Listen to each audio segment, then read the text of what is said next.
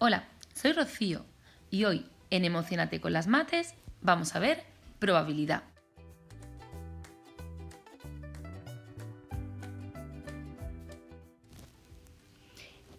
En este vídeo vamos a ver el cálculo de probabilidades, cómo calcular la probabilidad de algún suceso, un suceso aleatorio.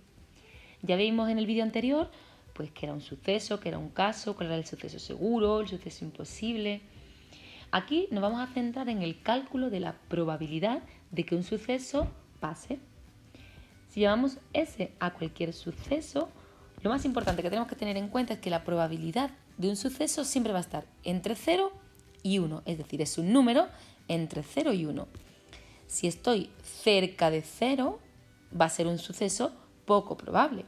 Y si estoy cerca de 1, va a ser un suceso muy probable. Por ejemplo, si obtenemos que la probabilidad de un suceso es 2/5, que el número decimal es 0,4, ¿qué significa eso? Pues sí, significa que sucede 2 de cada 5 veces, es decir, 0,4, o lo que normalmente se expresa como el 40% de probabilidad. Aunque la probabilidad es un número decimal entre 0 y 1, muy generalmente se habla en porcentajes. Vale, vamos a ver las propiedades más importantes de la probabilidad. Son 3. La primera es que la probabilidad del suceso imposible es 0 y la probabilidad del espacio muestral del suceso seguro es 1. Y el resto de sucesos va a estar entre 0 y 1.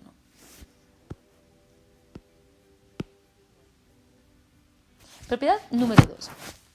Nos dice que el sumatorio de las probabilidades de los sucesos de un espacio muestral es 1. Si E es el espacio muestral con los sucesos S1, S2, S3, los que sean, si sumamos todas las probabilidades, claro, tendríamos la probabilidad del espacio muestral, del total, y por tanto eso debe ser 1. Propiedad número 3. La suma de la probabilidad de un suceso y de su contrario es 1. Claro, por lo que hemos visto antes, en la propiedad 2, es que si yo sumo las probabilidades de todos los sucesos del espacio muestral, que me tiene que dar 1, si yo ahora sumo un suceso con su contrario, ya vimos en el vídeo anterior que un suceso y su contrario en la unión forman el espacio muestral. Por tanto, la probabilidad del suceso más la probabilidad de su contrario es 1. Esta propiedad es muy útil precisamente para calcular la probabilidad del suceso contrario, porque despejando de la primera ecuación, pues la probabilidad del suceso contrario es igual a 1 menos la probabilidad del suceso. Bueno, vamos a darle un poco de forma, vamos a ver un ejemplo. Vamos a considerar el caso lanzar un dado. El espacio muestral sería 1, 2, 3, 4, 5 o 6. Supongamos que es un dado usual. Y además, aquí lo pongo que es equiprobable. ¿Qué significa eso? Bueno, pues que el dado no está trucado. Es decir, va a ser igual la misma probabilidad que salga un 1, que salga un 6 o que salga un 5. Eso solo depende del azar. Eso es lo que llamamos sucesos equiprobables. Pues que todos los sucesos del espacio muestral tienen la misma probabilidad. Si yo quiero calcular la probabilidad de sacar un 3, bueno, pues será un sexto, ¿no? El número 3 saldrá una de cada 6 veces. Es decir, su probabilidad es de 0,1666 periódico. ¿Cuál será la probabilidad de obtener un 9? Pues va a ser 0, porque es un suceso imposible. Y la probabilidad de obtener un número par, pues será la probabilidad de sacar 2, 4 o 6, que será la probabilidad de sacar 2 más la de sacar 4 más la probabilidad de sacar 6. Es decir, 0,16 periódico, 0,16 periódico más 0,16 periódico, que al final es 0,5. Si lo pensamos un poco, tiene sentido, porque si en un dado de 6 caras, del 1 al 6, yo quiero calcular la probabilidad de 3 de esas caras, de 2, 4 y 6, pues 3 de 6 es 0,5. Estoy calculando la probabilidad de la mitad de las caras de los dados, con lo cual es 0,5, la mitad.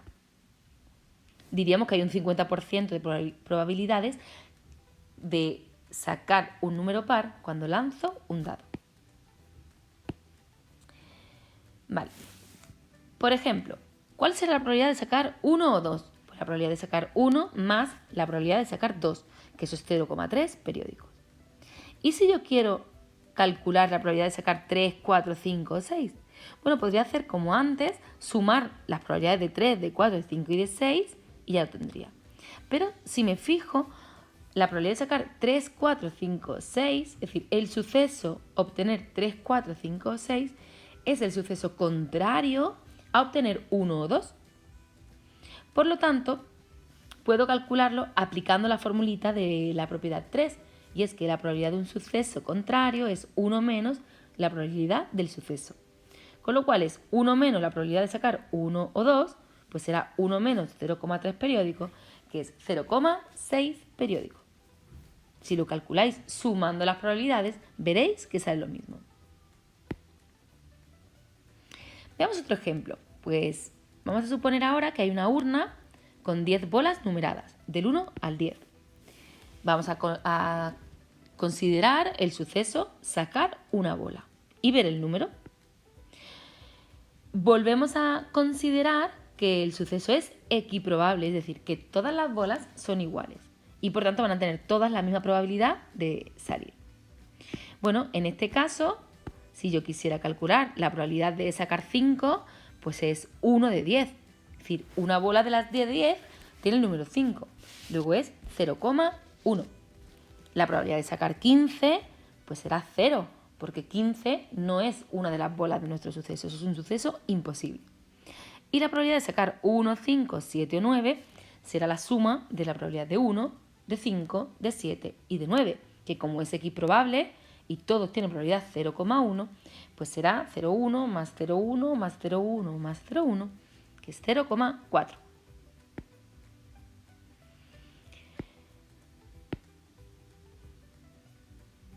Vamos a suponer ahora que en el mismo ejemplo, pero que ahora no van a ser todos los sucesos equiprobables. Vamos a suponer que las bolas están trucadas y unas pesan más que otras. ¿En qué influye el peso de la bola? Bueno, pues si giramos un bombo y unas pesan más que otras, pues unas caerán antes y por tanto saldrán antes. Vamos a suponer que nuestras bolas 1, 2 y 3, en lugar de tener una probabilidad de 0,1, tiene una probabilidad un poquito más pequeña, de 0,08.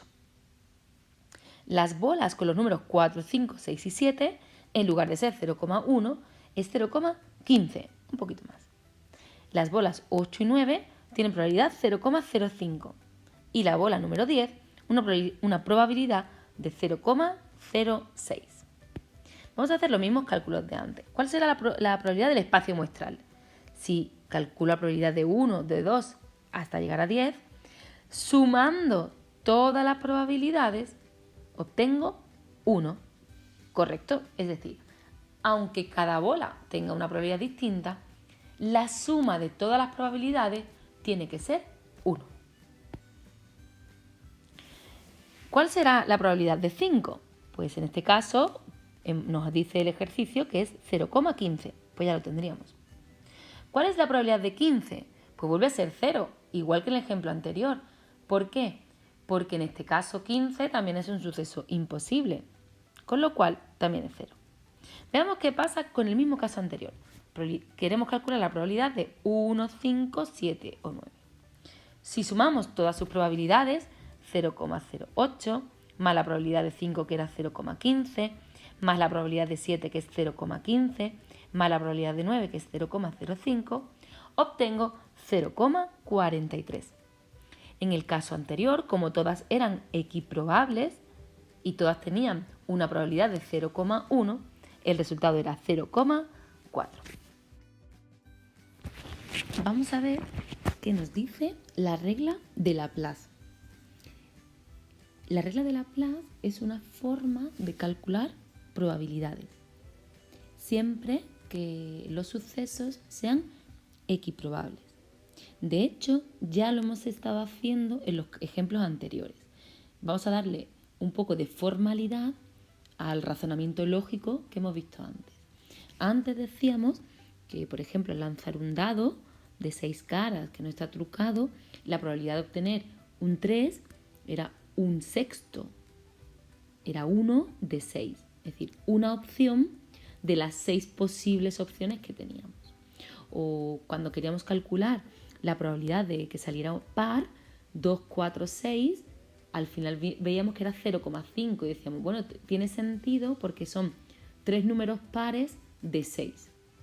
Laplace lo que concluyó es que al realizar un experimento aleatorio, cuando los sucesos son equiprobables, cuando los casos son equiprobables, para calcular la probabilidad de un suceso tenemos que contar cuántos casos favorables hay y dividirlos entre el total de casos posibles. En el ejemplo del número par, cuando lanzamos un dado, ¿cuántos números pares hay? ¿Y cuántos casos favorables? 2, 4, 6. Hay 3. ¿Cuántos casos posibles? 1, 2, 3, 4, 5 y 6. Pues 3 de 6 eran 0,5, que eran los casos favorables entre los casos posibles. Por ejemplo, vamos a ver varios ejemplos.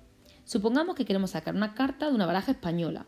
La baraja española es la que tiene oros, copas, bastos y espadas. Van del 1 al 7 y después tienen sota, caballo y rey. Hay 10 cartas de cada palo. Bueno, pues si queremos calcular la probabilidad de cuando yo saque la carta sea de oros, pues sería casos favorables. ¿Y cuántas cartas de oros hay? 10. ¿Cuántos casos posibles? ¿Cuántas cartas totales? 40. Pues 10 de 40, 0, 25. Hay un 25% de probabilidad de obtener una carta de oros. Si quisiéramos, por ejemplo, calcular la probabilidad de obtener un caballo, bueno, ¿cuántos caballos hay en la baraja española? Pues hay 4, uno de copas, otro de oro, otro de espada y otro de bastos. Pues casos favorables, 4. Partido por los casos posibles, ¿cuántas cartas hay en total? 40. Pues 4 de 40, 0,1. Otro ejemplo. Y ¿cuál será, si quiero calcular la probabilidad de obtener 1, 2 o 3 de cualquier palo, no especifico de qué palo, pues hay 4 unos, es decir, uno de copas, uno de oro, uno de basto y uno de espada. Lo mismo para el 2, de copas, oro, basto y espada. Y lo mismo para el 3, copas, basto, oro y espada. Con lo cual, en total, hay 12 cartas. 4 por cada uno de los casos, 1, 2 y 3. Luego hay 12 cartas. El total son 40. Luego casos favorables 12, casos posibles 40, 12 de 40, 0,3. Es una forma muy práctica, muy sencilla de calcular la probabilidad, que es utilizando la regla de Laplace, que repito que son casos favorables partido casos posibles.